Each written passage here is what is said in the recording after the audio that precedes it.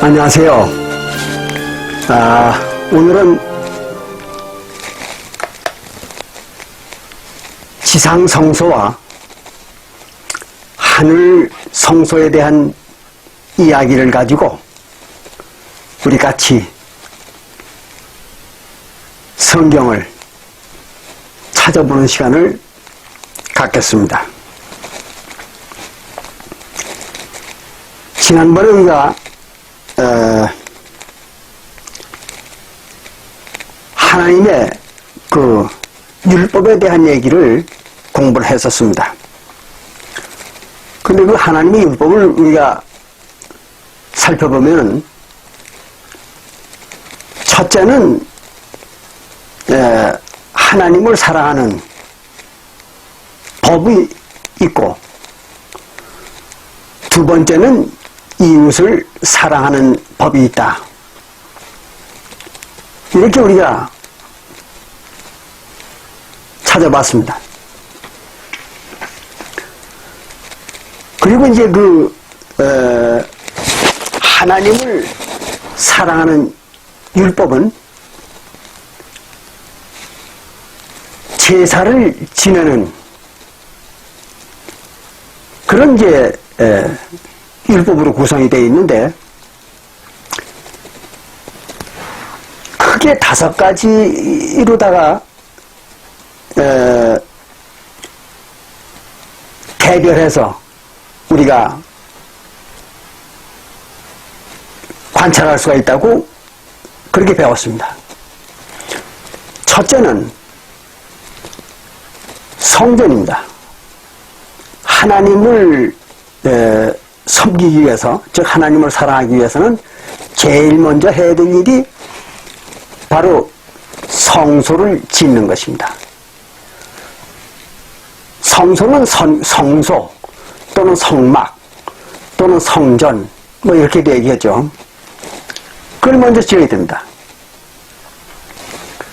그 다음에는 이제 하나님을 섬기는 제사를 지내기 위해서는 성소를 지은 후에는 제사장을 만들어 세워야죠. 그래서 제사장을 만들어 세워야 됩니다. 그 다음에 필요한 것이 제물을 준비해야 됩니다. 제사마다 제물이 다 달랐죠. 구약시대에는. 그래서 그 제사마다 다른 그 제물을 다 준비해야 됩니다. 그 제물이 있어야 됩니다. 세 번째로. 그 다음에 네 번째로는 제사를 지내기 위한 예법이 필요합니다. 절차죠. 제사를 어떠한 절차로 어떻게 지낼 것인가.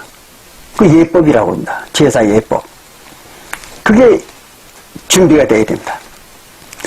그 다음에 5번째로, 마지막으로, 제사를 지내려면 아무 때나 제사를 지내야 되는 게 아니라 날짜와 시간이 꼭 정해져 있습니다. 그래서 그 날짜와 시간을 알아야 됩니다. 이렇게 해서 이 5가지 요소가 준비가 돼야, 그래야 하나님을 섬기는 제사를 행할 수가 있다. 그것이 하나님을 사랑하는 법이다. 우리 지난번에 배웠어요. 그리고 이제 이웃을 사랑하는 율법은 이제 뭐 부모를 공경하는 법이 있고, 그 다음에 이제 살인에 대한 법이 있고, 그 다음에 이제 간음에 대한 거, 또 도적질에 관한 거, 그리고 이제 이웃에 대한 거짓 증거, 대한 규제가 있고, 그 다음에 이웃의 모든 소유를 탐내지 말라는 거. 이게 이제 이렇게 6가지가 큰 졸가리로 10계명에 나와 있죠. 그리고 그 10계명의 6가지 그 강령이라고 그러는데, 그 강령 6가지를 또 세분화해가지고 이제 그걸 지키는 법률이, 율법이 또 세세하게 준비되어 있습니다. 그러나 그건 워낙 방대하기 때문에 이 시간에 그거를 다 말씀드릴 수는 없어요. 어쨌든 그렇게 하나님을 섬기는 그 사랑하는 율법과 또 이웃을 사랑하는 율법으로 크게 나누어지고, 그리고 이제 하나님을 사랑하는 율법은 바로 제사를 지내는 것입니다. 그리고 이제 이웃을 사랑하는 율법은 각종 사람과 사람 사이에 이루어지는 관계에 대한 법률, 즉 율법이죠. 그걸 이제 세분화시켜서 규정을 해놨습니다. 이게 이제 모세율법의 구성 상태입니다. 그리고 그것이 하나님의 율법의 구조죠, 구조. 근데 오늘은 그 중에서 하나님을 섬기는 율법, 즉 제사에 대한 거, 이거를 좀 알아보기로 하는 것입니다. 근데 이 제사는 반드시 어디에서 해야 되는가 하면 오직 성소에서만 해야 됩니다. 성소라고도 하고, 또는 성막이라고도 하고, 또는 성전이라고도 하는 곳이죠. 그 성소에서 해야 됩니다. 근데 하늘 성소에는 하늘 성소와 지상 성소가 있죠. 지상 성소는 여러분들 잘 아시는 바와 마찬가지로 모세 시대에 하나님이 모세를 통해서 이스라엘 민족에게 주었던 그 성막입니다. 그것이 이제 솔로몬 시대에 와가지고는 성전으로 건립이 됐죠. 그게 지상 성소입니다. 지상 성전이라고도 그러고. 그리고 이제 신약 시대에 와가지고는 하나님의 성소, 즉 성전이 바뀌었습니다. 어떻게 바뀌었는가 하면 여러분들도 대충 아시지만 성도들의 영혼, 성도들의 영혼으로다가 성소를 변경을 시켰습니다. 하나님이. 그래서 고린도전서 3장 16절에 보면, 고린도전서 3장 16절에 보면 거기 사도 바울이 그런 말을 기록했습니다. 너희가, 그랬습니다. 성도들들어, 너희들이 성령이 거하시는, 성령이 누구예요? 하나님이잖아요. 그 하나님이 거처하시는 그런 얘기입니다. 하나님이 거처하시는 성전인 것을 알지 못하느냐 그랬어요. 그 말은 곧 성도들의 몸이 하나님인 성령이 거처하시는 성전이라는 얘기죠. 그 지난번에도 말씀을 드렸습니다마는 하나님은 반드시 어디에 계신다고요? 성전에만 계신다고 그랬잖아요. 하박국 2장 20절. 하나님은 언제나 성전에만 계시는 것입니다. 그렇기 때문에 성도들의 영혼이 성전이라는 말은 하나님이 성도들의 영혼 속에 산다는 거죠. 신약시대에 와가지고. 그게 이제 하늘 성소입니다. 그러니까 하늘이라는 말은 영적 세계, 즉 영혼의 세계, 그걸 하늘이라고 이렇게 얘기하죠. 물론 그렇다고 해서 모든 인간들의 영혼이 다 성전인 건 아니죠. 예. 그 성경에서 얘기하는 하늘 성전이라는 것은 하나님과 언약을 맺은 성도들의 영혼만이 하나님의 성소죠. 그 왜 그런가 하면 성경에서 얘기하는 하나님, 즉 이스라엘 신이죠. 그 이스라엘 신은 오직 성도들의 영혼 속에만 계시는 거죠. 다른 인간들의 영혼 속에는 들어가지 않습니다. 이스라엘 신은. 그렇기 때문에 하나님과 언약한 백성들, 성도들이죠. 그들의 그 영혼 속에 들어가 사는 겁니다. 신약시대에는. 그래서 그들의 그 영혼 속을 갖다가 성전이라고 이렇게 얘기하는 거죠. 우리가 누가복음 17장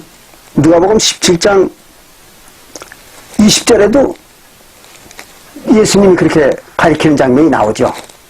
거기에 이제 바리새인들이 예수님한테 이렇게 묻죠.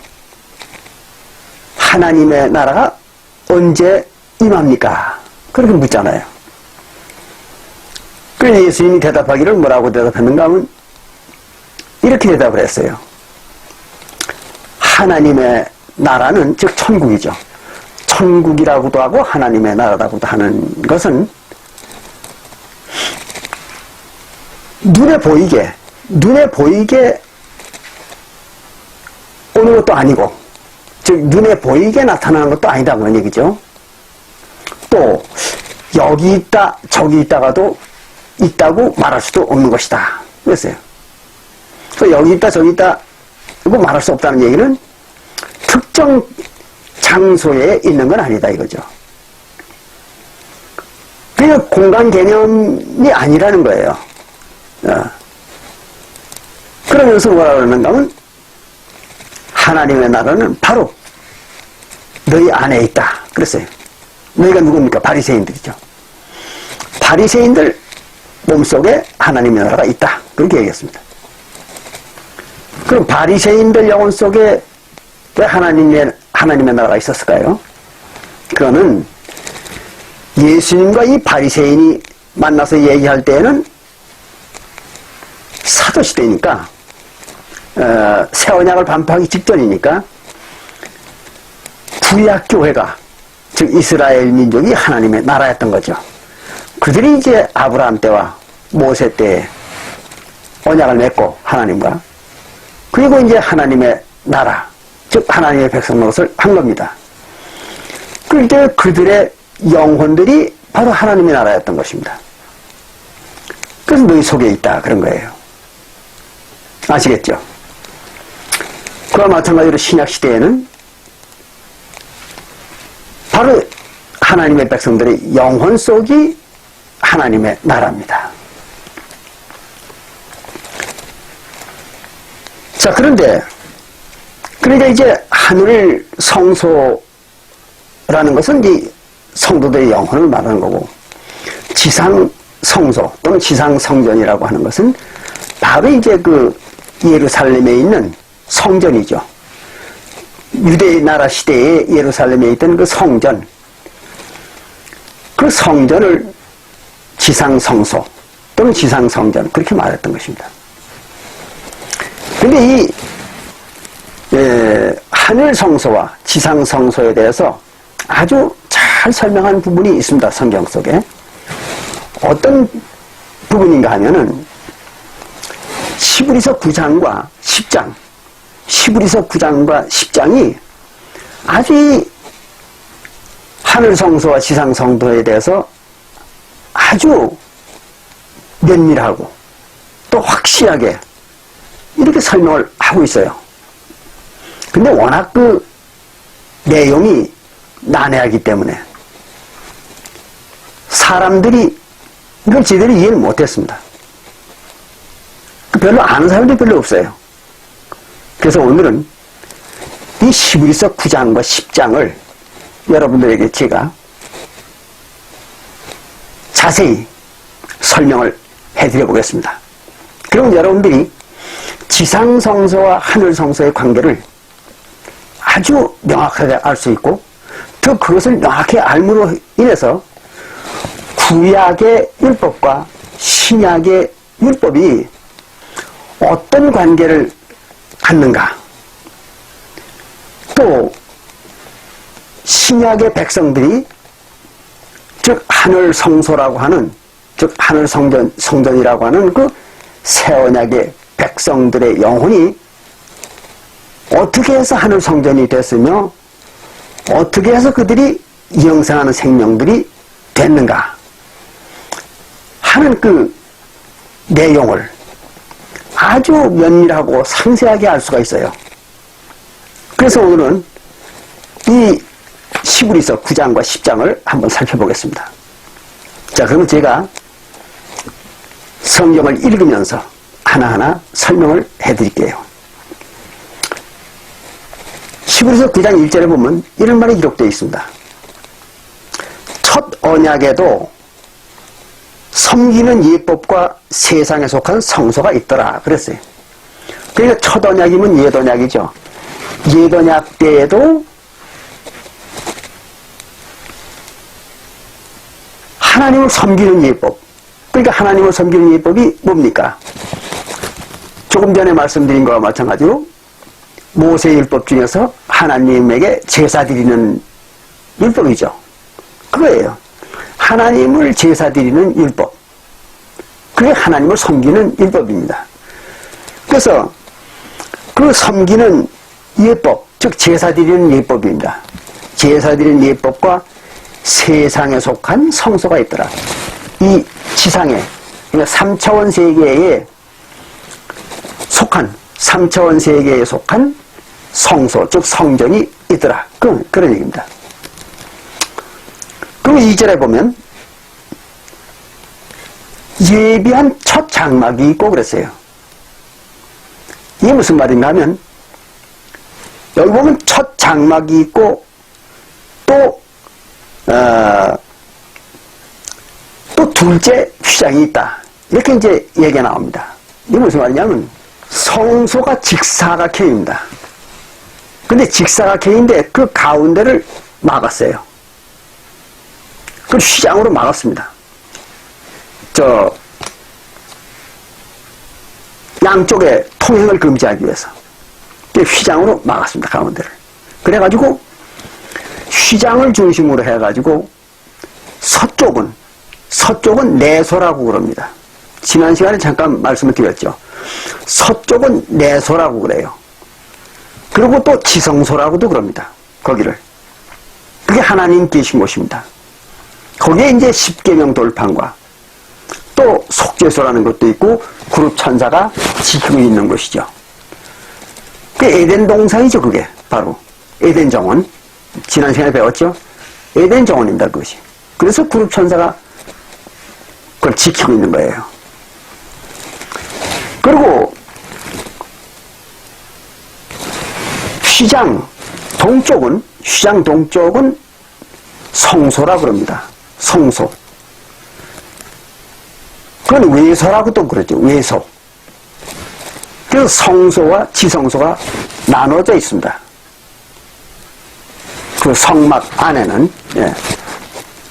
그래서 제사장들은 성소에서만 제사를 지낼 수 있습니다.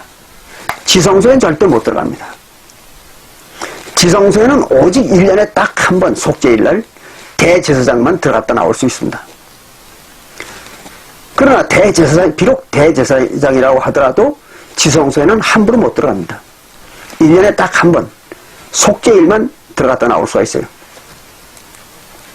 그 외에는 절대 거기 들어가지 못합니다. 왜 그런가 하면 지난번에 말씀드렸죠. 지성소는 어떤 곳이라고 했습니까? 바로 다차원 세계입니다. 거기는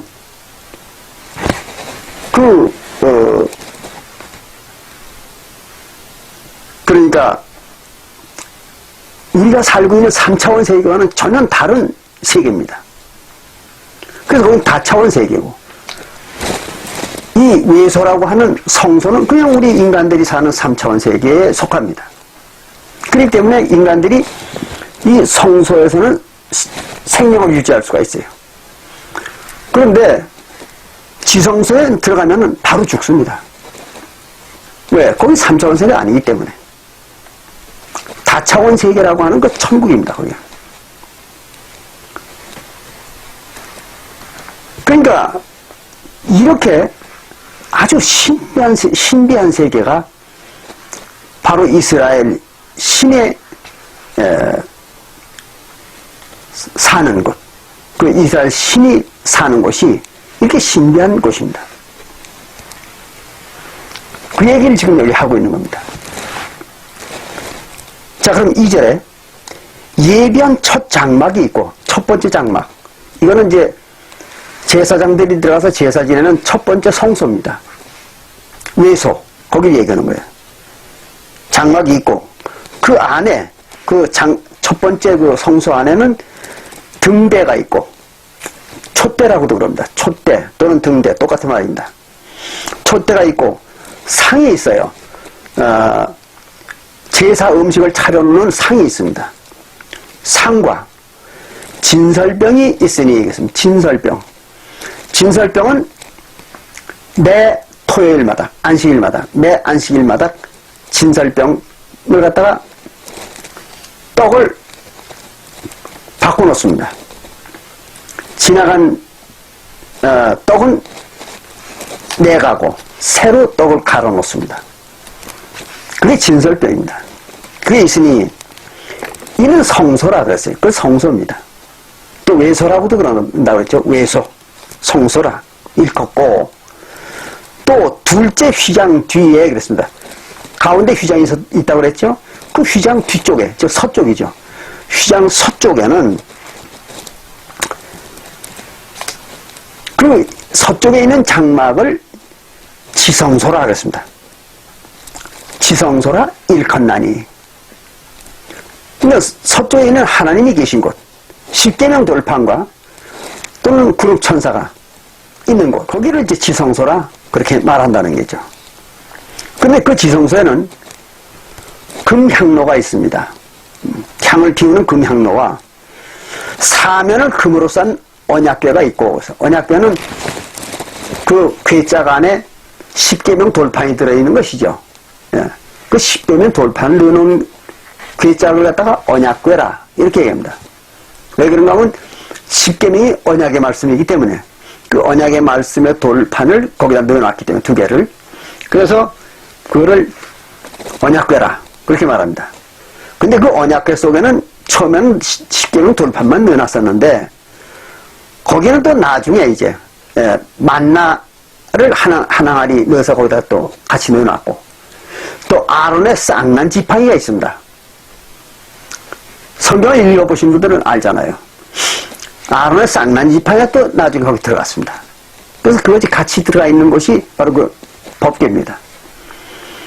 그래, 그 뒤에 이제 그렇게 썼습니다. 여기도 사면에 금으로 싼 언약궤가 있고, 그 안에, 그 언약궤 안에 만나를 담은 금 항아리와, 만나 항아리가 있다고 그랬죠? 그 만나를 담은 금 항아리와 아론의 쌍난 지팡이와 또 언약의 비석들이 있고, 언약의 비석이라는 건 십계명 돌판을 말하는 겁니다. 돌판. 그게 거기 들어있어요. 그 위에, 그 언약궤 위에 속죄소라는 게 또 있어요. 그 속죄소라는 게. 지난번에 말씀드렸죠? 언약궤 위에 네모 반듯한, 그것도 직사각형입니다. 직사각형에, 그 판이 올려져 있어요. 그걸 이제 속죄소라 그럽니다. 근데 그 속죄소 위에는 이제 그룹 천사 두 개가 서 있습니다. 그 얘기를 하는 겁니다. 그래서, 속죄소를 덮는 영광의 그룹들이 있으니 이것들에 관하여는 이제 낱낱이 말할 수 없노라.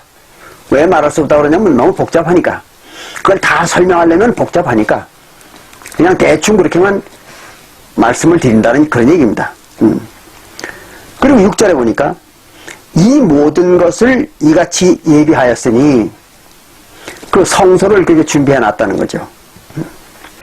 제사장들이 항상 첫 장막에 들어가, 외소죠. 성소, 외소에 들어가 섬기는 예를 행하고 그렇습니다. 제사를 행한다는 거죠.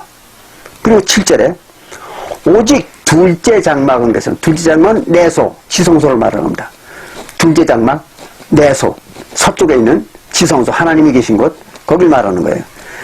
거기는 대제사장이 홀로, 대제사장 혼자만 1년 1차씩, 1년에 딱 한 번입니다. 속죄일날. 1년에 딱 한 번씩 들어가되 피 없이는 아니하나니 그 피 없이는 못 들어가는 거예요. 그래서 반드시 속죄제의 피를 가지고 들어가야 됩니다. 그래서 속죄제의 피를 가지고 들어가서 그 이제 지성소에다 뿌리는 거예요. 그래서 그 얘기입니다. 그래서 아니하나니 이 피는 그래서 그 속죄제의 피는 거기 들어갈 때 대제사장이 가지고 들어가는 속죄제의 피는 자기와 대제사장과 또 백성의 허물을 인하여 백성의 죄를 위하는 때문에 대제사장과 대제사장의 죄도 용서를 받기 위해서 속죄를 하고 또 백성들의 죄도 또 용서를 받기 위해서 속죄를 그 피를 뿌려서 속죄를 하는 것입니다. 그 얘기를 드리는 것이라 그랬어요. 매년 그 속죄를 해야 됩니다. 그게 이제 구약 시대의 율법의 고통이죠, 고통. 끝도 없이 그걸 죽을 때까지, 대제사장이 죽을 때까지, 또 그 대제사장이 죽으면 또 새로운 대제사장을 세워가지고 또 그 대제사장이 죽을 때까지 끝도 없이 매년 속죄제를 해야 됩니다. 그냥 1년 동안 지은 죄를 또 속죄제가 돌아오면 이제 가을에 속죄제가 돌아오면 또 성소에 가서 속죄를 해야 되고 또 그 다음 해에도 또 이제 1년 동안 지은 죄를 또 가서 속죄를 해야 되고 이걸 아주 끝도 없이 반복해야 되는 것입니다. 이거 죄가 완전히 없어질 수가 없는 거예요. 구약시대에는. 그러면 신약시대에 와가지고는 예수님이 어떻게 했다고 했습니까? 영원한 속죄를 이루었다 그랬죠. 뭘로? 단번제사로. 이거 잘 기억하세요. 예수님이 딱 한 번의 속죄제로 영원한 속죄를 이뤘다는 거죠. 그게 한 번으로서 그냥 죄를 완전히 없애버린 거예요. 그러니까 죄가 영원히 없어졌으니까 어떻게 됩니까? 속죄제를 다시 드릴 필요가 없잖아요. 그 신약시대에는 단번제사로 끝낸 겁니다. 한 번으로. 그런 것이지 두 번도 하면 안 됩니다. 이 속죄제를 지내는 장면이 이제 조금 뒤에 히브리서 9장 12절에 보면 나오죠. 근데 이 두 번을 해도 안 되는 겁니다. 이걸 아주 잘 기억하셔야 돼요. 왜 두 번 해도 안 되는가 하면 한 번으로서 완전함을 이루어놨기 때문에 예수님께서 또 속죄제를 또 하면은 어떻게 되느냐 그러면 먼저 예수님이 한 그 속죄제를 갖다가 부정한 것으로 인정하는 겁니다. 그래서 두 번 하면 안 되는 거예요. 앞에 한 것이 부정해야, 앞에 한 것이 불완전한 속죄 제물이라야, 그래야 이제 그 다음에 또 할 수가 있는 겁니다. 근데 예수님은 불완전한 예물을 드린 게 아니거든요. 예수님 몸, 그 완전한 제물인 예수님의 몸을 직접 살과 피를 바쳐가지고 속죄를 이룬 거예요. 그러니까 만약에 또 속죄제를 만약에 누가 지낸다 그러면은 하나님이, 예수님께서 바쳤던 그 몸, 제물로 바쳤던 그 몸을 인정 안 하는 거죠. 그 불완전한 제물로 여기는 거기 때문에 그게 죄가 되는 겁니다. 그래서 딱 한 번, 단 한 번의 속죄제로 끝내야 되는 것입니다. 그래서 예수님이 단번 제사, 한 번만 드리는 속죄로 다 모든 걸, 죄를 없애버린 겁니다. 이걸 잘 아셔야 돼요. 그 이제 오늘날 어떤, 교회들은요, 이렇게 가르칩니다, 교인들한테. 매주 일요일 날이나 안식일이나 뭐 이럴 때 와가지고, 교회에 와가지고, 속죄를 해야 된다고. 정결함을 받아야 된다는 거예요. 그렇지 않으면 사람은 항상 죄 속에서 살기 때문에 그 죄를 정결함을 받지 못하면 결국은 죄인이 돼가지고 구원을 못 받는다는 거예요. 얼마나 어처구니 없는 얘기를 하는 겁니까? 교인들을 속이는 거죠. 또 자기들은 무식하니까 그런 소리 하는 거죠, 물론. 아주 무식한 사람들이죠.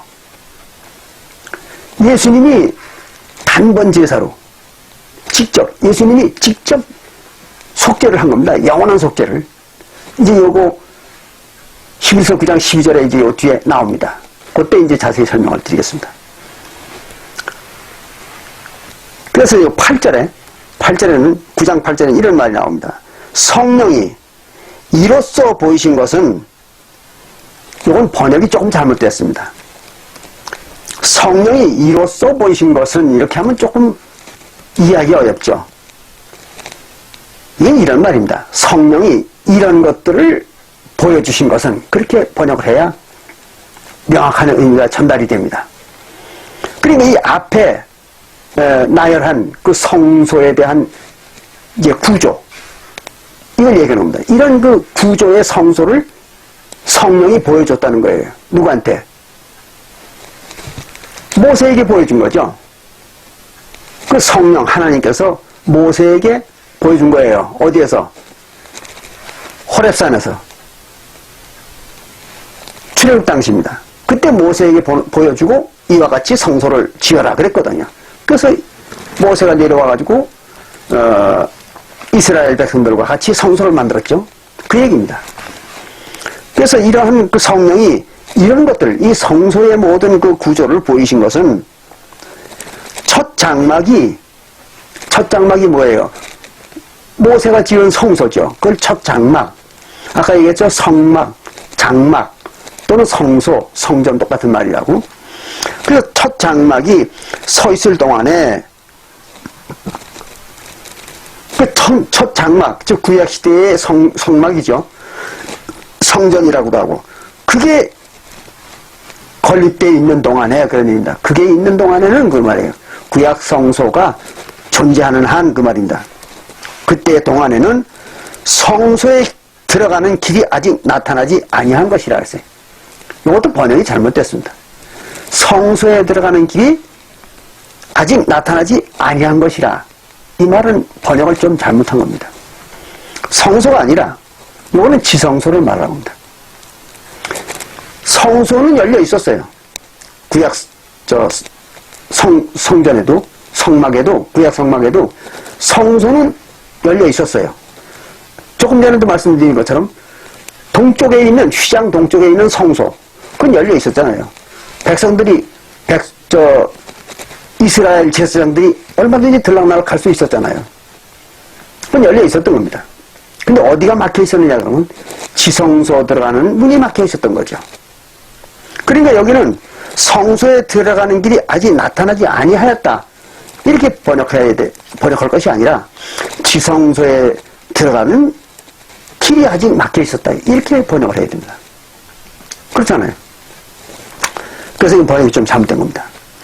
이런 것 때문에, 이렇게 아주 사소한 번역의 오류, 이런 것 때문에 사람들이 이거 이해를 못했던 거예요. 해석을 못했던 겁니다. 자, 9절에 이 장막은 그랬어요. 즉 구약 성전입니다. 구약의 성소, 성막. 이 성막은 현재까지의 비유니 그랬어요. 현재까지의 비유라는 것은 즉 사도시대에 나타날 하늘의 성소에 대한 비유다. 그 얘기입니다. 그림자라는 거죠.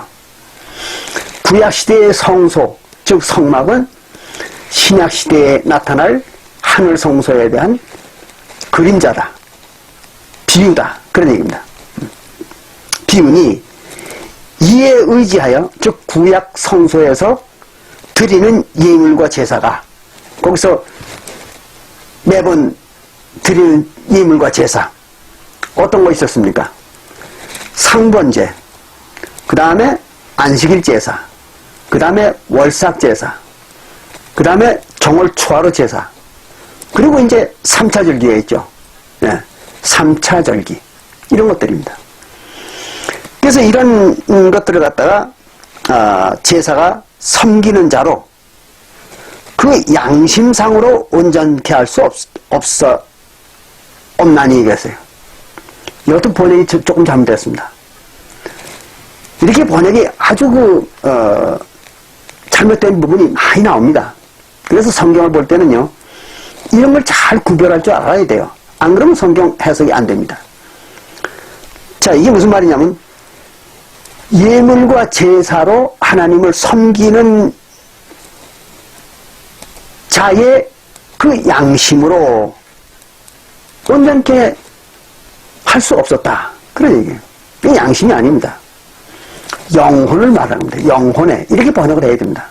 번역은 잘못된 거예요. 양심을 온전케 할 수 없었다. 그런 얘기 아니죠. 양심이 아니라 영혼이죠. 영혼을 온전케 할 수 없었다. 그런 얘기입니다.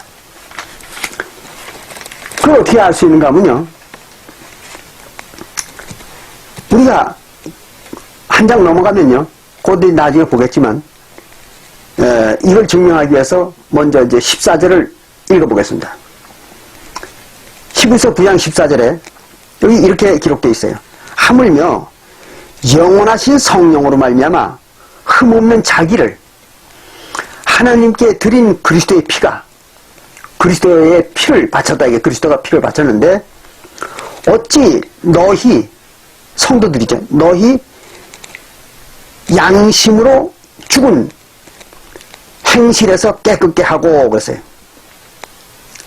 너희 양심으로 죽은 행실에서 깨끗게 하였다 이거예요. 예수님의 피로. 말이 안 되잖아요. 양심을 깨끗하게 했습니까? 아니잖아요. 죽었던 게 양심입니까? 영혼이죠.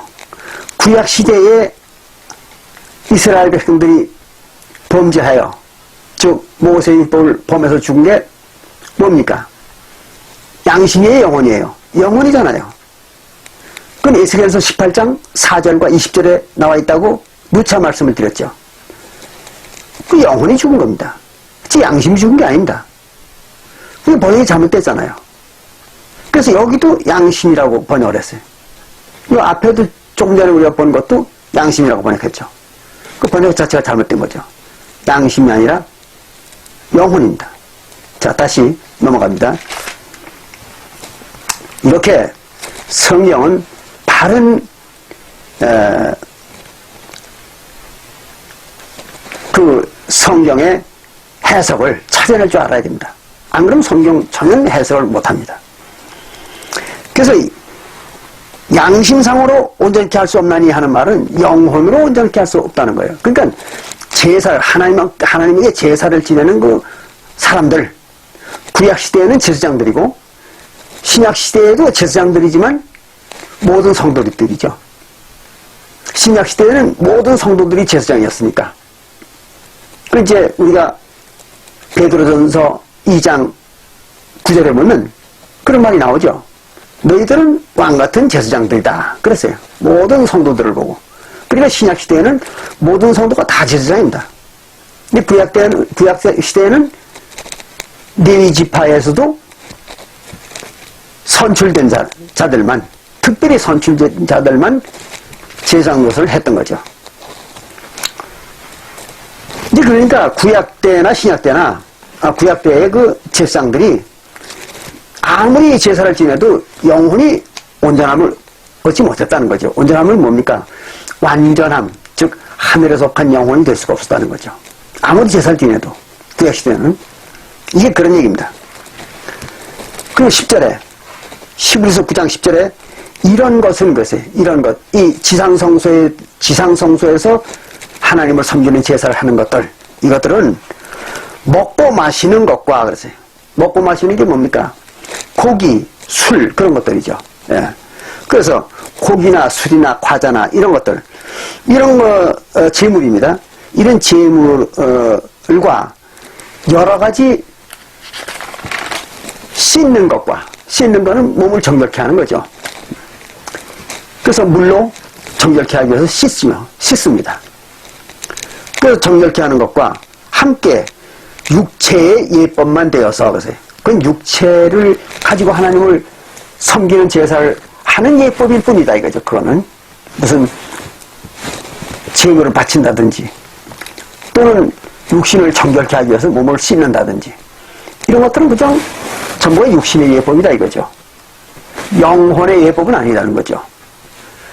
그래서 육신의 예법만 되어서 개혁할 때까지 맡겨둔 것이니라 그래서 개혁할 때까지만 그냥 그들에게 맡겨뒀던 거다게요. 누구에게? 구약 제사장들에게. 그럼 개혁할 때는 언제입니까? 예수님이 와가지고 새 언약의 법을 만들 때까지. 그럽니다. 그러니까 예수님이 오셔가지고 새 언약의 그리스도 율법을 만들면 구약의 율법은 없어지는 거죠. 개혁하니까. 바로 그 얘기입니다.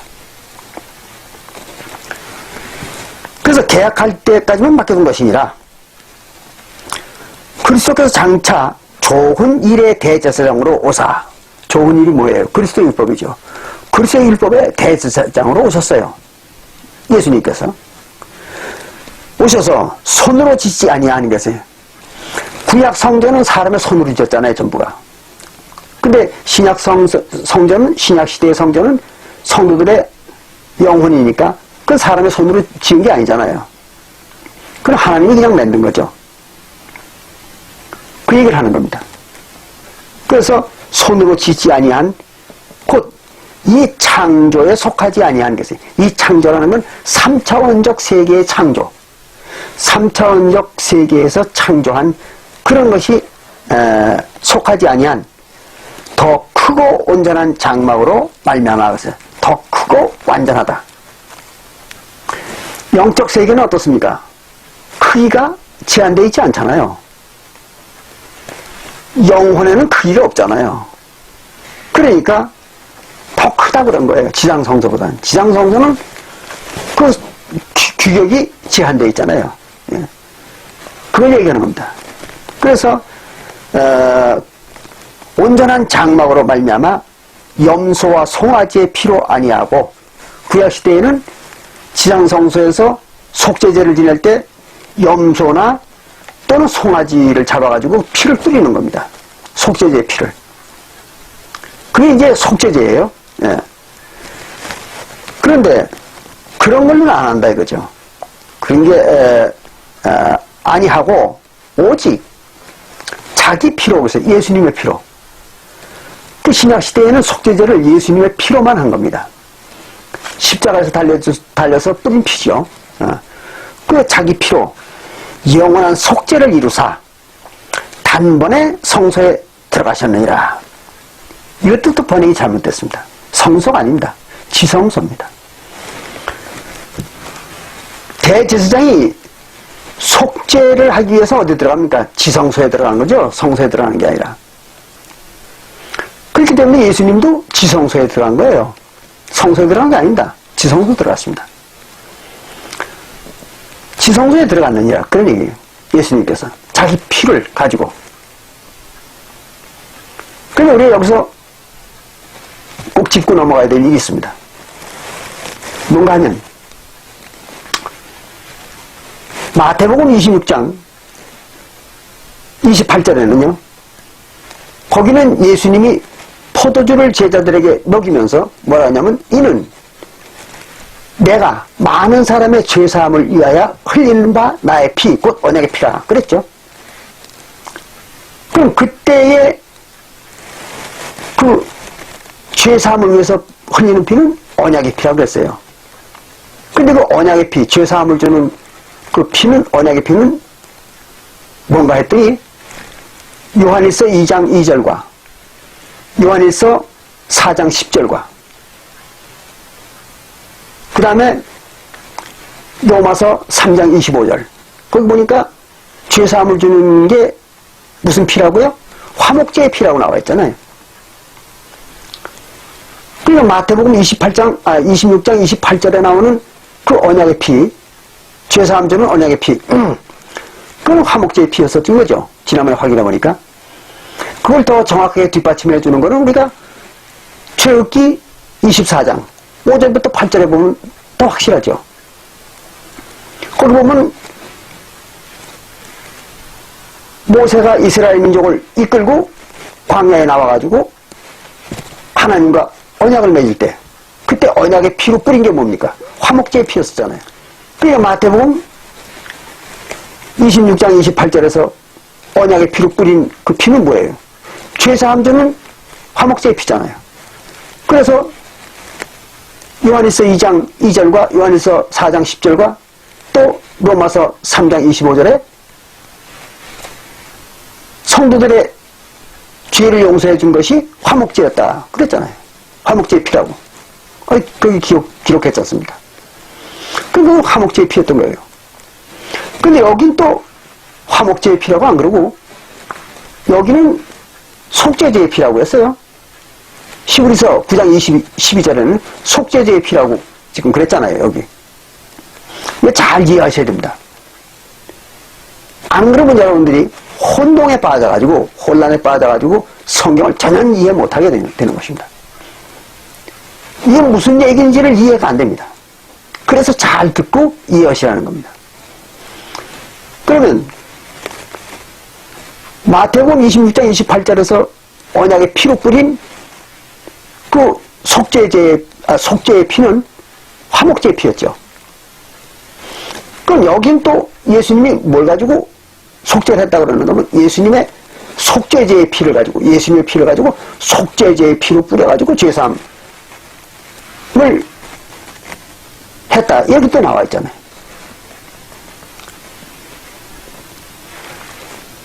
그럼 어떻게 이렇게 두 군데 얘기가 다를까요? 이거는 우리가 이걸 잘 알아야 됩니다. 구약시대에는 화목제의 제물이 달랐고 또 속죄제의 제물이 또 다르고 또 번제의 제물이 다르고 다 달랐던 겁니다. 제사마다 제물이 달랐던 거예요. 근데 신약시대에 와가지고는 제물이 딱 한 가지입니다. 그게 뭐냐 그러면 예수님의 몸입니다. 그건 우리가 히브리서 10장 5절부터 13절에 읽어보면 나와 있죠.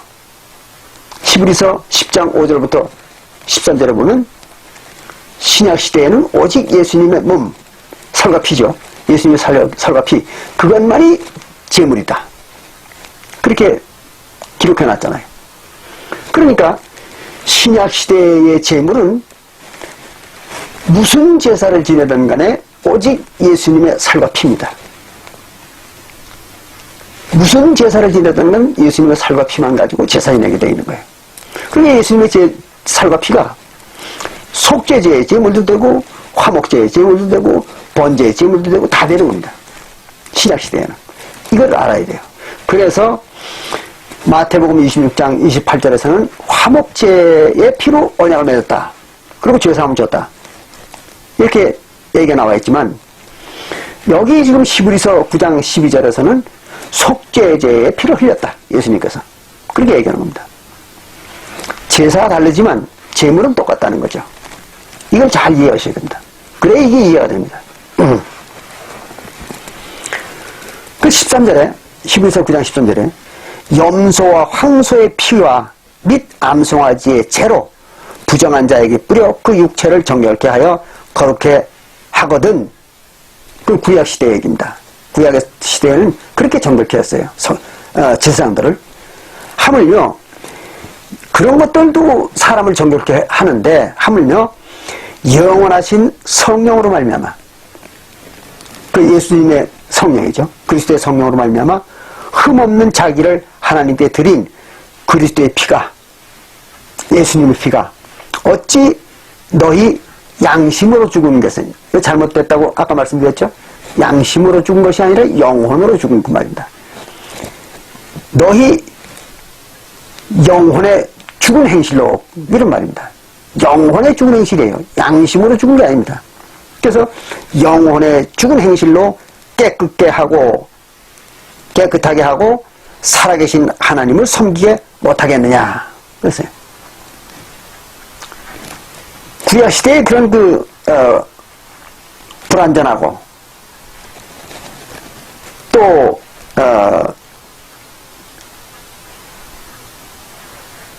신명하지도 않은 그런 이 3차원 세계에 속한 그런 짐승들의 피를 가지고도 죄를 깨끗게 했는데, 하물며 예수님의 피를 가지고 온전하게 할 수 없겠느냐, 그런 얘기입니다. 그래서 예수님의 피를 가지고 죽었던 영혼을, 그 말입니다. 영혼을 깨끗게 하고 그래서 다시 살리는 것이다, 그런 얘기입니다. 15절에 이를 인하여 그것을 그렇게 해주기, 성도들을 깨끗게 그렇게 이제 정결케 하기 위하여 그는, 예수님은 새 언약의 중보니 이겠습니다. 새 언약의 중보자입니다. 예수님께서는. 중보라는 게 뭡니까? 중개인, 하나님과 성도들 사이에서 언약을 중개하는 사람. 그러니까 하나님과 백성들 사이에서 언약이 성립되도록 중개인의 노릇을 하는 사람입니다. 그걸 중보라고 합니다. 구약시대에는 누가 중보였습니까? 모세였죠. 그죠? 구약시대에는 하나님과 이스라엘 백성들 사이에 언약을 중간에서 맺어준 사람이 누굽니까? 모세죠. 그 모세가 중보입니다. 구약시대는. 그리고 신약시대는 예수님이 중보 노릇을 했어요. 그래서 하나님과 백성들 사이에 예수님이 중보자가 되는 것입니다. 물론 예수님이 하나님이죠. 네. 그러나 자기가 하나님이면서도 이제 육신의 모양으로 와가지고 그 중개인의 노릇까지도 했어요. 그런 얘기입니다. 예. 중보니 이는 첫 언약 때에 범한 죄를 속하려고 그랬어요. 이거 잘 아셔야 돼요. 무슨 죄를 용서해 주는 겁니까? 첫 언약 때에 지은 죄를 용서해 주는 겁니다. 속한다. 그 말은 용서해 준다는 얘기죠. 구약 시대의 죄를 용서해 주는 거예요. 예수님이. 그래서 지난번에 우리가 환생을 공부할 때 이 얘기를 했죠. 만약에 환생이 없다면, 이스라엘 백성들에게 환생이 없었다면 이 말에 모순이 생기는 거죠. 왜 그러냐? 예수님이 분명 유대인들에게 와가지고 구약시대에 지은 죄를 용서해 주는 것 아닙니까? 그런데 구약시대가 언제부터입니까? 아브라함 때부터 예수님 때까지 아닙니까? 그동안에 이스라엘 민족이 장장 그런 2000년 동안 많은 죄를 범했습니다. 그런데 예수님 시대에만 와서 죄 용서를 해준다. 예수님이. 말이 안 되는 거잖아요. 그럼 예수님이 오셨던 그 시대 이전 세대에 살아다가 죽은 이스라엘 민족은 왜 용서를 안 해줍니까? 왜 죄를 용서 안 해준 거예요? 그러면서 하나님이 공평 하나님이라고 말할 수가 있을까요? 말이 안 되는 거죠. 그러니까 반드시 이스라엘 민족들이 환생을 했어야죠. 계속 환생을 해가지고 사도시대에 또 태어났어야죠. 그래야 공평한 하나님이죠. 안 그러면 이 말이, 하나님의 구속사업이 엉망진창이 되는 겁니다. 그리고 하나님이라는 그 존재성 자체가 전혀 거룩한 신으로서의 인격에 인정을 받지 못하는 겁니다. 그럴 거 아니에요. 예수님이, 하나님이 결국 잡신이 되는 거죠. 잡신. 원칙도 없고, 또, 무슨 공평하지도 않고, 그냥 제멋대로 뭐 하고 싶으면 하고 말고 싶으면 말고. 그런 신이니까 그 잡신이 되는 거죠. 그래서 여기 보면 첫 언약 때에 범한 죄를 용서하려고 죽으사 예수님께서 그래 죽었다는 거예요. 부르심을 입은 자로 하여금, 부르심을 입었다는 건 택함을 받은 자들, 택함을 받은 자로 하여금 영원한 기업의 약속을 얻게 하려 하심이라. 영원한 기업이라는 건 하늘나라, 천국을 받게 하기 위해서 그런다. 그래요. 그러니까 예수님 시대에 태어난 유대인들만 천국을 가도록 해준다면 그 말이 안 되잖아요. 전혀 공평하지도 않고 원칙도 없는 거 아닙니까? 그렇기 때문에 이스라엘 민족들이 장장이 2000년 동안 계속 환생을 했어야 되는 것입니다. 그 얘기는 우리가 히브리서 11장에도 나와 있죠. 구약시대의 모든 선자들이 사도시대에 태어나가지고 사도들로 말미암아 온전함을 얻게 했다. 그런 말이 나오잖아요. 그 사도들로 인해서 그 구약의 모든 선자들이 온전함을 얻도록 했다는 얘기는 뭐예요?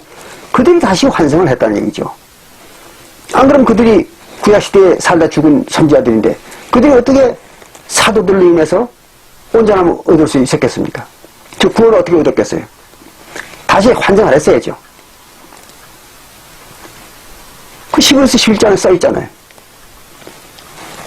근데도 기독교인들이 그걸 전혀 모르잖아요. 오늘날까지 그런 얘기를 들어본 기독교인들도 없고 또 그런 내용이 성경에 있다는 것도 아는 기독교인이 전혀 없습니다. 물론 신학자들도 한 사람도 없습니다. 왜 이럴까요? 이렇게 사도 바울이 고린도전서 2장 7절부터 13절에서 얘기한 것처럼 하나님의 비밀은 전부 감춰져 있습니다. 문자로 기록이 되어 있는데도 불구하고, 성경에 문자로 기록이 되어 있는데도 불구하고 이게 안 보이는 거죠. 사람들에게는. 하나님의 택함을 입은 사람 외에는 눈에 안 보입니다. 이 성경이. 그래서 신비의 책이라는 거죠. 성경이. 그 왜 이렇게 명확하게 써 있는데 왜 우리는 보는데 다른 기독교인들은 그게 안 보일까요? 이상하잖아요. 장장 2000년 동안 단 한 사람도 그런 거 못 봤잖아요. 이상하지 않습니까? 안 보이는 겁니다. 그들에게는. 이건 뭐 믿을 사람 믿고 말고 싶은 사람 많은 겁니다. 왜? 안 보이는 사람들은 믿어지지 않을 테니까. 보이는 사람만 믿어지는 겁니다. 그냥. 네. 자, 16절에 히브리서 9장 16절에 보면 이런 말이 나옵니다. 유언은 유언한 자가 죽어야 되나니 유언은 그 사람이 죽은 후에야 편고한 즉 유언한 자가 살았을 때에는 언제든지 효력이 없느니라. 그래서 예수님이 육신으로 살아있을 때 많은 걸 가르쳐 줬지만 성도들에게 그거는 예수님이 죽기 전에는 효력이 없다는 거죠. 죽어야죠. 예수님이 죽어야. 그래야 이제 그게 효력을 나타낸다. 그래요입니다. 자, 18절에 이러므로 첫 언약도 그래서 옛 언약 피 없이 세운 것이 아니니 그랬어요. 이게 무슨 말이냐면 옛 언약도 그 언약을 맺을 때 피 없이 맺은 게 아니라는 거예요. 바로 출애굽기 24장 5절부터 8절 얘기죠. 거기에 보면 출애굽기 24장 5절부터 8절에 보면 피를 가지고 언약 맺었잖아요. 언약의 피. 뭡니까? 화목제 피 가지고. 6월절 피가 아닙니다. 6월절 피 가지고 언약 맺는 법은 없어요. 그래서 거기도 화목제의 피를 가지고 언약을 맺었죠. 이건 그 얘기하는 겁니다. 구약시대에도 화목제의 피를 가지고 언약을 맺었던 것처럼 신약시대에도 그 화목제의 언약, 피를 가지고 언약을 맺어야 된다. 그런 얘기를 하는 거예요. 그래서 세못이 아니니 모세가 19절에 모세가 율법대로 모든 계명을 온 백성에게 말한 후에, 그렇죠? 언약서를 읽고 그랬죠. 그게 출애굽기 24장 5절부터 8절에 그걸 말한 후에 송아지와 염소의 피와 및 물과 붉은 양털과 우슬초를 취하여 그랬어요. 염소는 여기서 염소는 뭐예요? 번제죠. 그리고 송아지는 화목제였죠. 그건 우리가 출애굽기 24장 5절부터 8절에 읽으면 나오잖아요. 그 화목제와 번제, 그 피를 가지고 했던 거예요. 언약을. 그때도 그걸 가지고 세웠다는 거죠. 그러니까 신약시대에도 역시 화목제의 피를 가지고 언약을 세워야죠. 그러니까 마태복음 26장 28절이 뭐예요? 그게 화목제의 피죠. 그 6월절 피가 아닙니다. 어떤 교회들은 6월절 피라고 빡빡 우겨요. 예. 얼마나 무식한 사람들입니까? 그래서 양털과 우슬초를 취하여 그 책이 뭐예요? 율법책이죠. 율법책과 온 백성에게 뿌려 이르되, 그때 이제 백성들에게 뿌렸다고 그랬죠? 그 얘기입니다, 이게. 이르되 이는 하나님이 너희에게 명하신 언약의 피라 하고 그랬어요. 이 언약의 피라고 하면서 뿌렸다는 거죠. 하고 또한 이와 같이 피로써 장막에 섬기는 일에 쓰는 모든 그릇에 뿌렸느니라.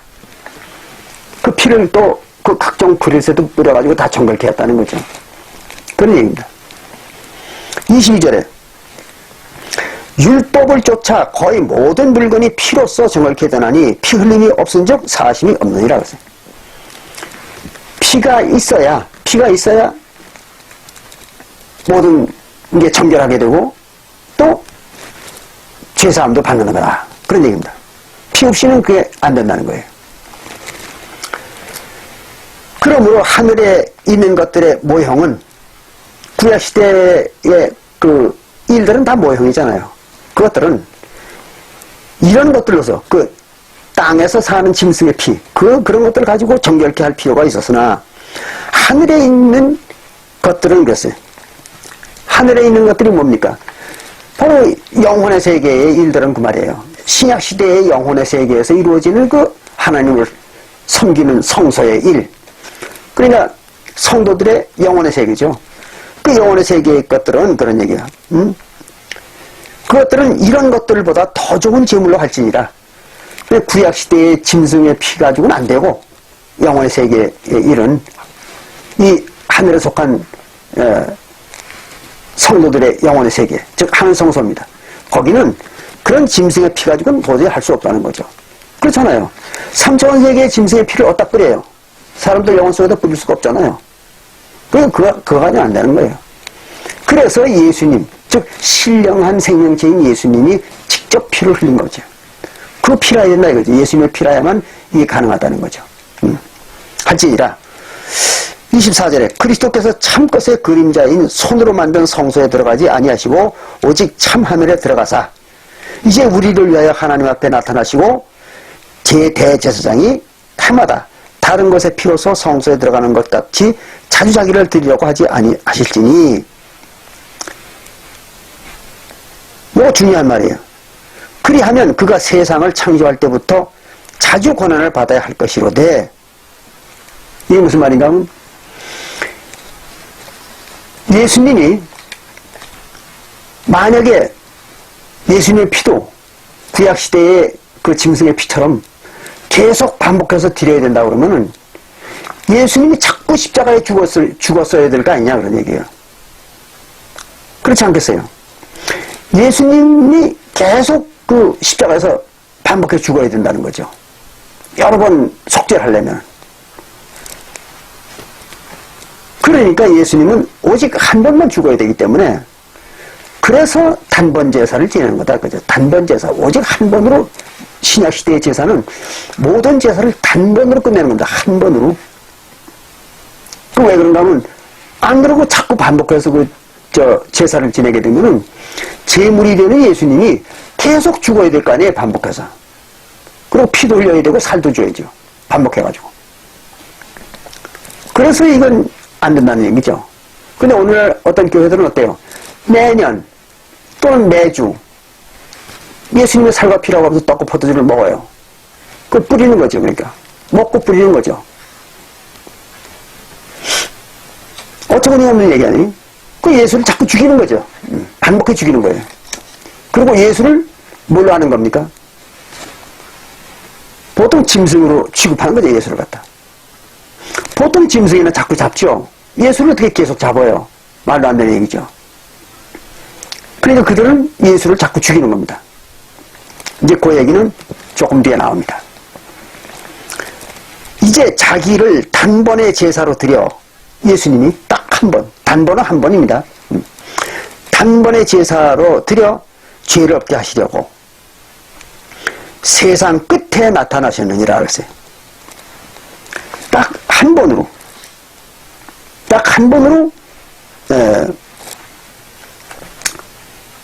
죄를 용서해주기 위해서 하나님이 세상 끝에요. 세상 끝이니까, 사도시대가 세상 끝이니까 어떻게 됐겠습니까? 사도시대에 다 끝났죠. 무슨 세상이 어디예요? 이건 이스라엘 나라를 말하는 거죠. 세상이라는 건. 만약에 이 세상이라는 말이 지구 전체의 인류나 또는 세상을 말하는 것이라면 사도시대에 모든 게 다 없어졌어야 되잖아요. 종말이 왔어야 되잖아요. 사도시대를 지금 세상 끝이라고 했으니까. 근데 사도시대의 종말이 안 왔잖아요. 지구의 종말이, 또 인류의 종말이 안 왔지 않습니까? 그럼 이 종말은 뭘 말하는 거예요? 바로 이스라엘 민족의 하나님과 언약을 맺은 이스라엘 민족의 종말. 즉 하나님과 언약을 한 이스라엘 나라, 지금 유대 나라죠. 그 나라의 종말, 마지막을 얘기하는 거죠. 그게 언제입니까? 성이 70년. 로마로 말미암아 멸망해버렸죠. 그걸 말하는 거잖아요. 이걸 잘 이런데 번역할 때, 또 해석할 때 이런 걸 잘 개념을 확실히 해가지고 해석도 하고 번역해야 됩니다. 안 그러면 엉뚱한 얘기를 하게 되는 거죠. 그래서 오늘날 2000년이나 지난 오늘날 무슨 종말이 온다는 둥, 종말이 왔다는 둥, 별별 해괴한 소리들을 해가지고 사람들을 속여서 착취하는 종말론자들이 판을 치는 겁니다. 이 성경에 나오는 말들의 개념을 전혀 모르기 때문에. 그래서 그런 종말론자들이 횡행을 하고 무수한 사람들이 속아가지고 인생을 착취당하고 패가 망신하는 거죠. 이제 그 뒤에 28절은 지난번에 우리가 공부했던 거니까 그냥 넘어갑니다. 그리고 10장 1절에 보면 이런 말이 나오죠. 히브리서 10장 1절에 율법은 장차 오는 좋은 일의 그림자요 참 형상이 아니므로 모세율법은 그림자예요. 그리고 참 형상이 아니다 이거죠. 그럼 참 형상은 뭐라고 했어요? 지난번에 고로새서 2장 16절에서 뭐라고 했습니까? 참 형상은 그리스도의 법이죠. 그 얘기입니다. 그래서 아니므로 해마다 늘 드리는 바 같은 제사로는 나오는 자들을 언제든지 온전케 할 수 없느니라. 그 구약의 율법의 제사, 매년 또는 매주 반복하는 그런 제사, 이걸 가지고는 백성들을 갖다가 온전케 할 수 없다. 즉 완전한 천국 생명이 되게 할 수는 없다. 그런 얘기입니다. 그렇지 아니하면 섬기는 자들이 단번에 정결되어 다시 죄를 깨닫는 일이 없으리니 이것을. 만약에 새언약 그리스도율법이 없었다면 어떻게 단번에 정결함을 얻을 수 있겠느냐 이거죠. 그리고 죄가 영원히 없어질 수 있겠느냐 그런 얘기입니다. 이게. 그러니 어찌 드리는 일을 그치지 아니하였으리요. 그래서 그러니까 단번 제사로 죄가 다 없어졌으니까 뭐가 없어집니까? 제사가 없어지는 거죠. 제사. 그 얘기를 하는 거예요. 제사가 왜 안 없어지겠느냐 이거예요. 단번에 영원한 제사를 영원한 속죄를 이루었는데 죄사함을 받았는데 왜 제사가 그치지 않겠느냐 이거죠. 제사 당연히 그쳐야죠. 다 이루었으니까. 그래서 신약시대에는 제사가 없어진 거예요. 오늘날 교회들이 뭐 영적 제사라고 하면서 이 예배를 수도 없이 끝도 없이 지내잖아요. 그 뭐 하는 짓들이에요. 새언약 시대에 와가지고 모든 제사가 다 그쳤다는 거. 즉 율법이 마침이 됐다는 거. 이걸 모르는 거예요. 일반 교회들은. 그걸 모르니까 끝도 없이 반복하는 겁니다. 끝도 없이. 계속 반복해서 그걸 하는 거예요. 참 황당한 얘기죠. 근데 또 그들이 그걸 계속 반복하는 이유가 있잖아요. 그 영적 예배라고 하는, 영적 제사라고 하는 그 예배. 그걸 계속 하는 이유가 사실은 하나님을 잘 섬기기 위해서 하는 게 아닙니다. 왜 하느냐 그러면 교인들을 세뇌시키기 위해서 하는 겁니다. 그래서 예배라는 걸 하면서 계속 똑같은 얘기를 계속 반복하는 겁니다. 그럼 원래 전부 거짓말이죠 뭐. 거짓말을 계속 반복하는 거예요. 그럼 언젠가 제가 말씀을 드렸지만 거짓말을 100번 이상 반복하면 뭐가 된다 그랬죠? 진실이 된다고 그랬잖아요. 그 제가 한 얘기 아닙니다. 그게 바로 이제 칼 막스와 레닌이 한 말이죠. 그 칼 막스와 레닌이 그런 얘기를 했다는 거예요.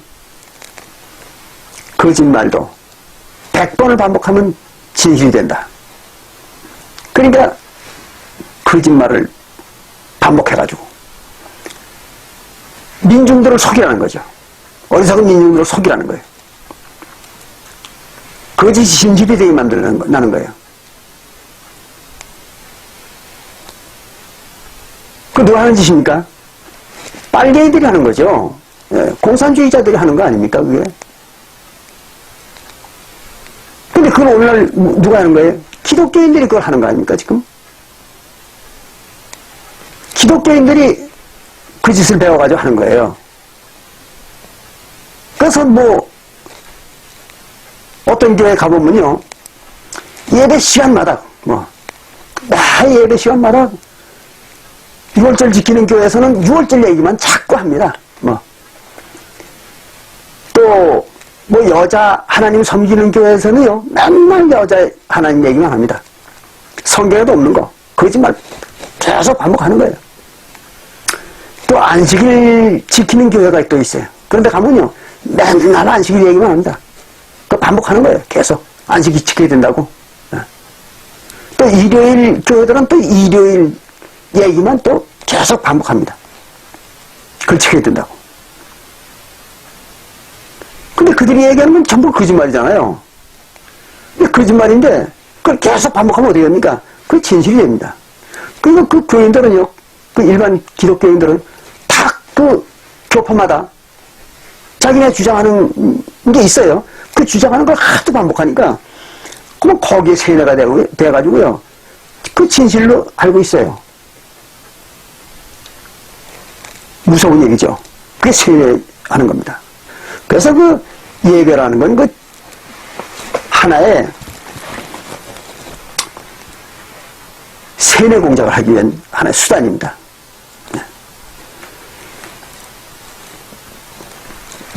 그리고 이제 3절에 10장 3절에 히브리서 그러나 이 제사들은 해마다 죄를 생각하게 하는 것이 있나니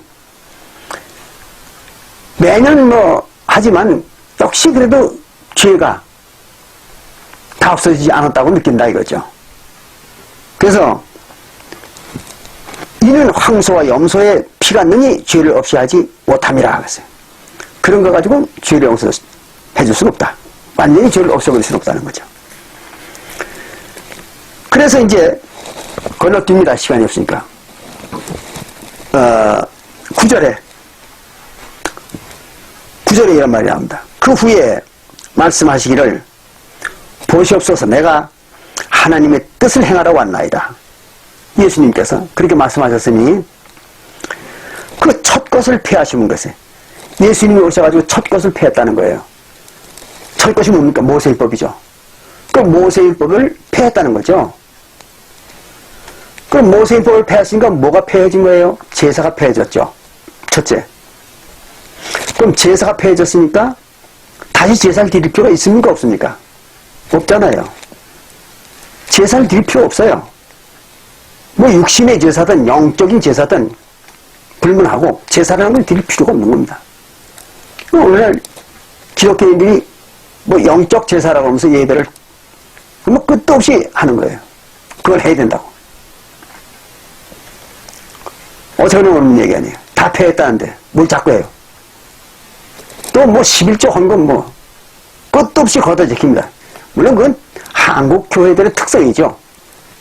유별나게 한국 교회들만 11조 헌금 안 폐했다고 이렇게 고집을 부리면서 교인들을 착취하는 거예요.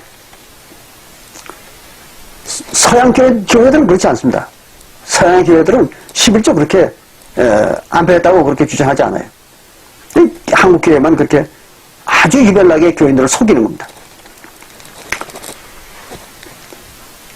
그래서 첫 것을 폐했었다고 해요. 왜? 둘째 것을 세우려 하심이라고 했어요. 첫 것을 폐하고 둘째 것을 세웠다 그런 얘기입니다. 그럼 둘째 것을 지켜야죠. 첫 것은 폐했으니까 지키지 말고. 그런데 둘째 것이 뭔지 알아야죠. 그건 알 수가 없죠. 사람들은 숨겨놨으니까. 어디다 숨겼습니까? 구원받은 성도들의 생각과 마음속에다 숨겨놨다 그랬죠. 에레미야서 31장 31절부터 44절 또 히브리서 8장 8절부터 10절까지 그거 써있잖아요. 물론 이 뒤에도 조금 나옵니다. 그 얘기가. 성도들의 마음과 생각 속에다 기록을 했죠. 그러니까 숨겨진 거잖아요. 그 구원받은 사람만 알지 다른 사람은 모를 거 아니에요. 구약법은 문서에다 기록을 해줬기 때문에 모든 사람이 다 보고 알 수 있는 거죠. 근데 신약법은 구원받은 성도들의 마음과 생각 속에는 넣어졌다는 거죠. 그러니까 구원 못 받은 사람들은 모르는 거예요. 그렇게 만들어 버렸습니다. 그러니까 오늘날 교회들이 모를 수밖에 없는 겁니다. 그걸. 그래서 새 언약의 법을 저는 모릅니다. 그 얘기입니다. 10절에 이 뜻을 쫓아 그랬어요. 즉 구약을 폐하고 신약의 그리스도의 법을 세우려고 하는 그 뜻을 쫓아서 그 뜻을 이루기 위해서 예수님께서 예수 그리스도의 몸을 단번에 들이심으로 오겠어요. 예수님의 몸을 단번에 드렸다는 거예요. 한 번만 드린 겁니다. 한 번만. 말미암아 우리가 거룩함을 얻었노라 그랬어요. 거룩함이 뭐예요? 구원이죠. 속죄, 구원입니다. 그러니까 예수님의 몸을 한 번만 딱 드림으로써 구원을 얻었다는 거죠. 그럼 예수님 몸이 뭐예요? 살과 피잖아요. 예수님의 살과 피. 그 살과 피는 뭐예요? 떡과 포도주. 멜기세덱의 반차를 쫓는 제사장이 멜기세덱의 반차를 쫓는 제사장이 축사한 떡과 포도주. 이게 예수님의 살과 피라고 나와 있잖아요. 그러니까 단번 제사라고 했잖아요. 한 번. 그 예수님의 살과 피를 반복해 먹어야 되겠습니까? 한 번만 먹어야 되겠습니까? 평생에 그건 딱 한 번만 먹어야 된다. 단번 제사니까. 근데 지금 교회들이 어때요? 그걸 반복해 먹는 겁니다.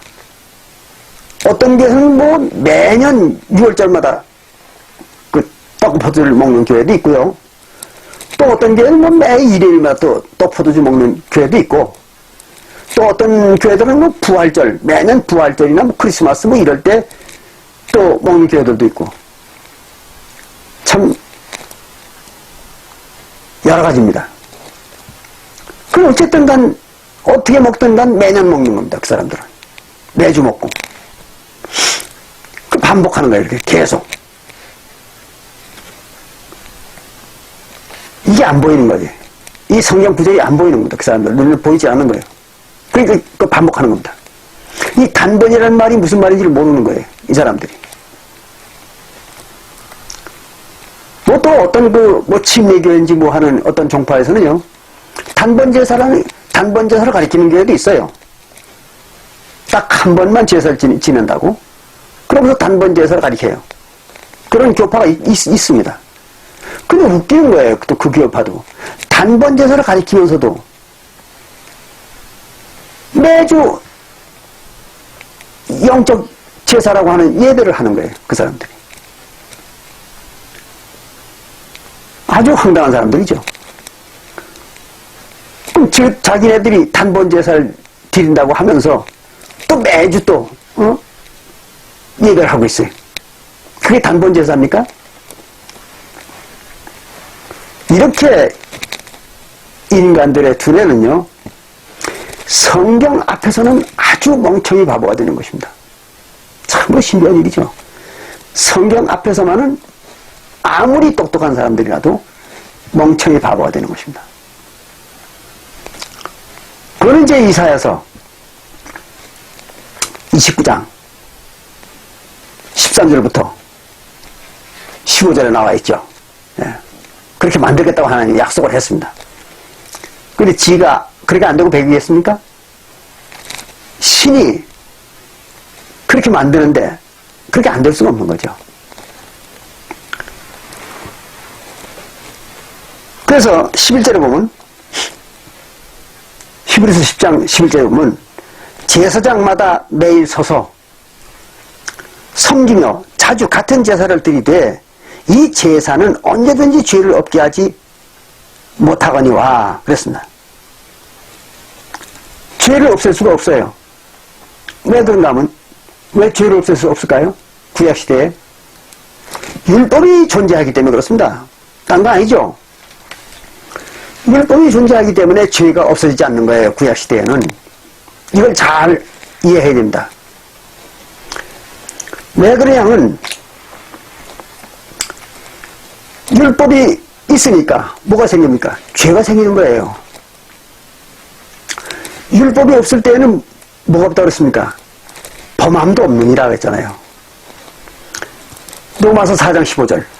로마서 4장 15절에 보면 율법이 없을 때에는 범함도 없다. 죄도 없다는 거죠. 율법이 없으니까.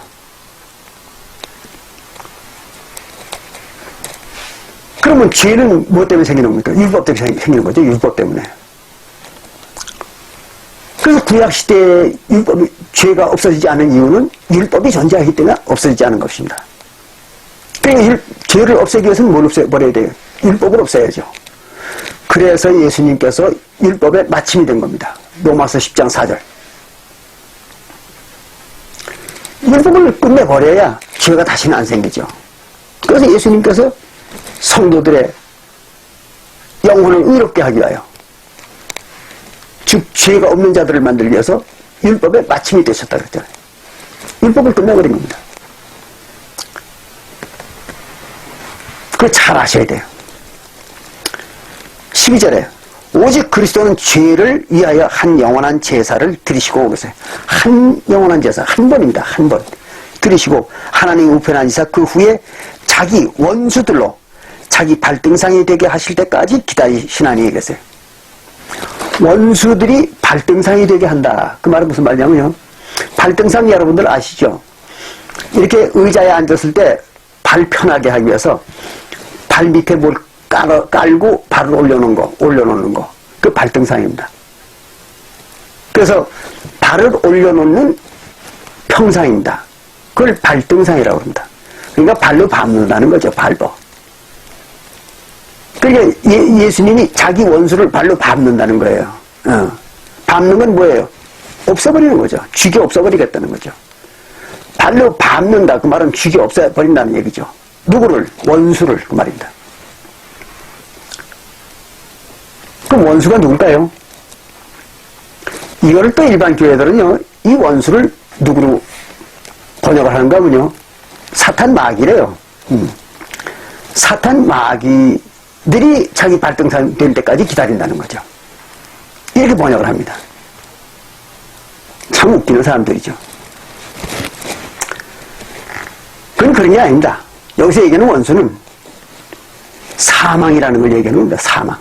죽는 거. 그 사망이 바로 원수다. 그랬습니다. 어디 그런 말이 나오는가 하면요. 고린도전서 15장 26절입니다. 고린도전서 15장 26절에는요. 여러분들이 나중에 자세히 읽어보세요. 고린도전서 15장 26절에는 원수는 사망이니라 그랬어요. 원수는 사망이다. 왜 사망이 원수일까요?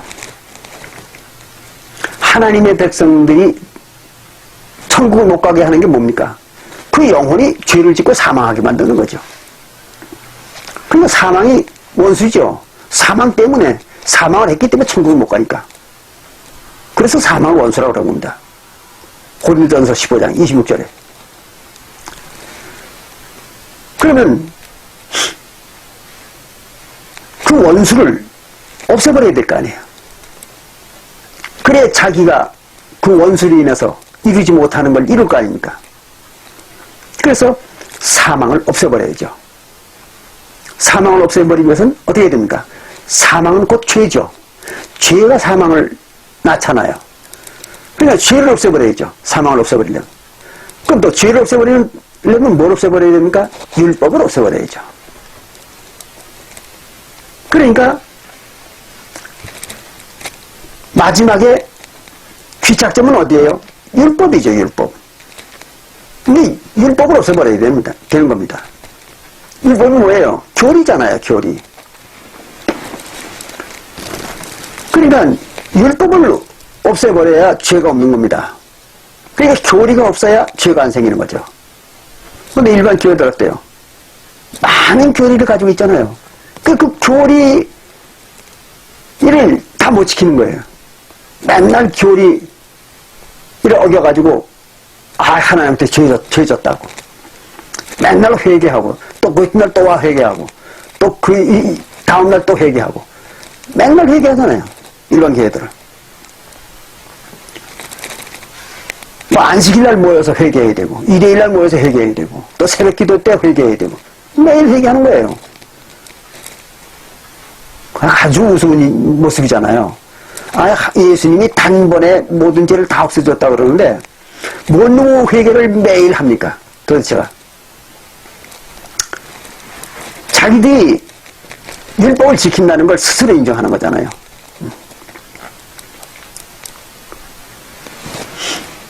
'이렇게 해서 14절에 저가 한 제물로 거룩하게 된 자들을 영원히 온전케 하셨느니라 그랬어요. 한 제물로 온전케 됐다는 거예요. 구원을 받았다는 거죠. 예수님의 살과 피 한 번으로 그거 한 번 제사 그걸로 온전함을 얻었다는 거예요. 구원을 받았다는 겁니다. 자, 17절에 후에 또 저희 죄와 저희 불법을 내가 다시 기억지 아니하리라 그랬어요. 그건 구약성경에 그렇게 써있죠. 그래서 그와 같이 죄를 다시는 기억하지 않겠다고 이렇게 이제 예레미야서 31장 34절에 기록되어 있습니다. 그랬으니까 이미 다 사했기 때문에 다시 기억을 않겠다고 이렇게 얘기했으니까 또 뭐 죄사함 받을 필요가 있겠습니까? 없잖아요. 뭐 죄사함을 자꾸 받아요. 그러니까 죄를 위하여 제사 드릴 것이 없느니라 했어요. 당연한 얘기죠. 뭐 죄를 위해서 왜 제사를 드려요? 오늘날 뭐 어떤 교회들이 안식일날 와가지고 죄사함 받으라고. 매주 안식일날 와서 죄사함 받아야 된다고. 또 매주 일요일 와서 죄사함 받고, 또 절기마다 와가지고 죄사함 받아야 돼. 그래야 정결케 된다고. 이렇게 교회들을 속이죠? 그럴 필요가 없다는 얘기잖아요. 뭘 자꾸 해요. 예. 그래서 자꾸 제사 드릴 필요가 없느니라 그런 얘기입니다. 자, 그 다음에 이제 여기 재미난 얘기 있어서 그 뒤에 조금 더 보고 마치겠습니다.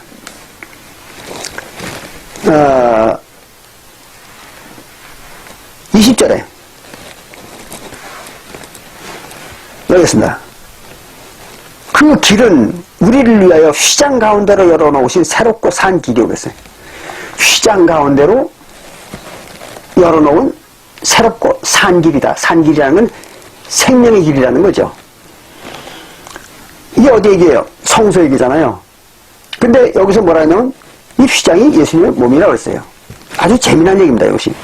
그래서 휘장 가운데로 열어놓으신 새롭고 산 길이요. 휘장은 곧 저의 육체니라. 예수님의 육체라는 거죠. 이거 잘 이해하셔야 됩니다. 재밌어요. 예수님의 몸을 가지고 휘장이라고 했어요. 왜 그러느냐. 성서에 보면요. 하나님이 계신 지성소와 그 제사장들이 제사 지내는 그 외소, 성소를 가로막은 게 뭡니까? 휘장이잖아요.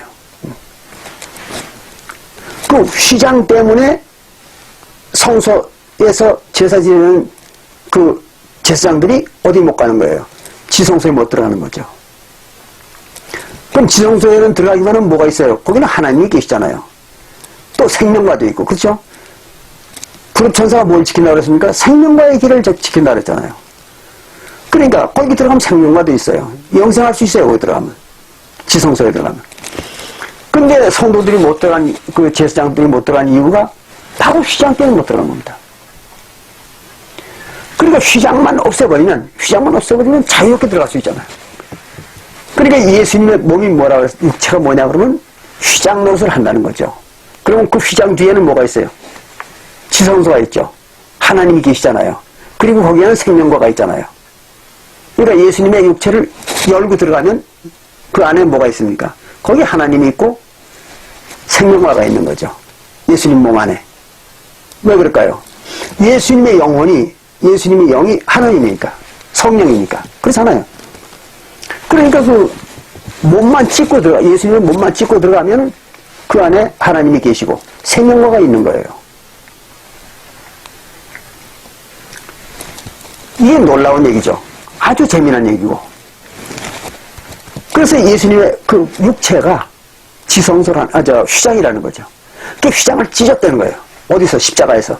예수님의 몸이 찢어졌다는 거죠. 그걸 휘장이 위로부터 아래까지 찢어졌다. 그렇게 이제 마태복음 27장에 나오죠. 그걸 가지고 뭐 일반 교회들은 또 무슨 실제로 성전에서 휘장이 예수님이 돌아가실 때 휘장이 찢어졌다고 이렇게 또 주장하라고 있어요. 그런 얘기 아닙니다. 예수님의 몸이 십자가에서 찢어진 걸 갖다 그렇게 얘기한 겁니다. 예수님 몸이 휘장이니까 예수님 몸이 찢어진 걸 갖다 휘장이 찢어졌다 이렇게 얘기한 거예요. 그래가지고 열린 거죠, 휘장이. 그리고 신약시대의 성소는 예수님이 부활하신 이후에 새언약의 성소는, 하늘 성소는 뭐가 없어요? 지성소가 없죠. 지성소와 성소의 구별이 없습니다. 그냥 휘장이 찢어져가지고 자유롭게 들락거릴 수 있는 그런 성소가 돼버린 거예요. 그러니까 지성소와 성소의 구분이 없는 거죠. 신약시대 하늘 성소는 그게 없습니다. 근데 뭐 어떤 교회에서는 무슨 1844년에 예수님이 또 뭐 지성소에 들어갔느니 이따위 소리를 또 하는 교회들도 있어요. 안식교에서 그렇게 주장했죠. 안식교에서 분리되어 나온 그 아류들, 안식교 계열의 교회들이 몇 군데 있잖아요. 그 교회들은 똑같이 안식교에서 그걸 배워가지고 나와가지고 그따위 소리 해요. 1844년에 예수가 지성소에 들어갔다는 거예요. 얼마나 웃기는 사람들입니까? 이 성경을 몰라도 너무 모르는 거죠. 1844년에 어떻게 예수님이 지성소에 들어가요? 그때는 지성소와 성소의 구분이 없는 때인데 휘장이 찢어진 후에인데 무슨 지성소로 들어가요? 말이 안 맞는 얘기 아닙니까? 근데 자기들이 떠드는 게 말이 안 맞는 건지 맞는 건지 이걸 몰라요. 왜? 저는 성경에 대한 지식이 없으니까. 구약 지상성소와 신약의 하늘성소의 그 차이점을 전혀 몰라요. 그러니까 그따위 소리들 하는 겁니다. 자, 그렇게 돼가지고 휘장이 찢어졌어요. 육신이라. 21절에 또 하나님의 집 다스리는 큰 제사장이 계심에 우리가 마음에 뿌림을 받아 양심의 악을 깨닫고 몸을 맑은 물로 씻었으니 참마음과 온전한 믿음으로 하나님께 나가자. 그 맑은 물로 씻었다는 게 뭡니까? 침례를 얘기합니다. 침례를 받았으니 이제 육신의 그 죄악의 육신을 버렸다는 거죠. 침례를 받음으로. 그래서 이제는 영혼만 남았으니 어디 가는 겁니까? 하나님을 찾아가자는 거죠. 그래서 나가자 그랬습니다. 그리고 이제 시간이 없으니까 그 뒤로 넘어갑니다. 26절 요것만 이제 보고 마치겠습니다. 26절에 보면 여기 이랬어요. 우리가 진리를 아는 지식을 받은 후 짐짓 죄를 범한 적 그랬어요. 새 언약의 진리를 알고 받고 나서 그리고도 또 죄를 범한 적 다시 속죄하는 제사가 없고 오직 무서운 마음으로 심판을 기다리는 것과 대적하는 자를 소멸할 맹렬한 불만 있으리라 그랬어요. 그 이게 뭡니까? 성령 해방죄죠. 성령 거역한 죄. 성령이 가르쳐 주신 진리. 우리 요한복음 16장 13절에 보면 그렇게 되어 있죠. 예수님 말씀하셨잖아요. 진리의 성령이 오시면 너희에게 모든 것을 가르치시랴. 그랬지 않습니까? 똑같은 말이 요한복음 14장 26절에 나와 있죠. 성령이 오셔서 모든 걸 가르쳐 주신다 그랬잖아요. 뭘? 진리를. 그러니까 신약 시대의 진리는 성령이 가르쳐 주는 거예요. 그걸 잘 아셔야 됩니다. 그래가지고 그 성령이 가르쳐 준 성령의 진리, 그걸 부인하는 게 뭐예요? 성령을 부인하는 거죠. 또 그걸 거역하는 게 성령을 거역하는 거예요. 딴 거 아닙니다. 지금 이거 그 얘기를 하는 거예요. 히브리서 10장 26절과 27절. 그런 죄는, 그런 걸 범한 죄는 다시는 속죄할 제사가 없다는 거예요. 속죄제 다시 드릴 수가 없다는 거죠. 왜? 단번 제사니까. 단번 제사로 끝난 건데 또 그 속죄제 못 드리잖아요. 그래서 다시는 속죄를 못 받는다는 거죠. 그 얘기입니다. 자, 이렇게 됐으니까